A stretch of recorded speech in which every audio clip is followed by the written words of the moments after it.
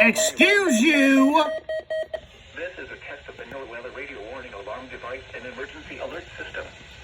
During potentially dangerous weather situations and civil emergencies, specially equipped receivers are automatically activated to warn of the impending danger.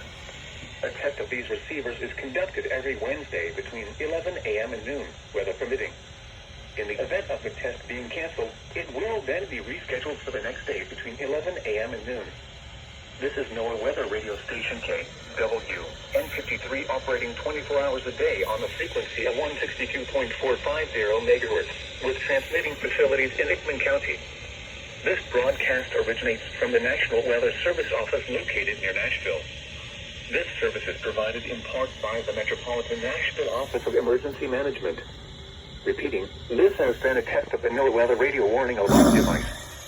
During potentially dangerous weather situations, specially equipped receivers are automatically activated to warn of impending danger.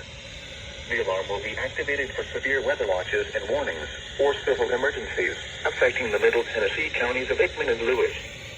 This concludes the test of the NOAA Weather Radio Warning Alarm device and emergency alert system. We now return you to regular programming.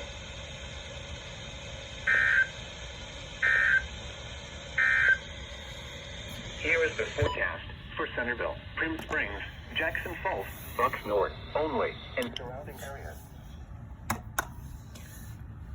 What happened? North winds 5 to 10 miles per hour. Chance of rain 20%. Tonight, mostly clear. Lows in the mid-60s. What did you activate?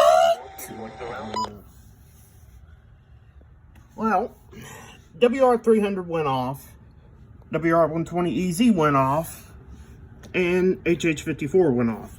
But this, for some stupid reason, did not activate. Even though it has kind of perfect signal. What the piss? You!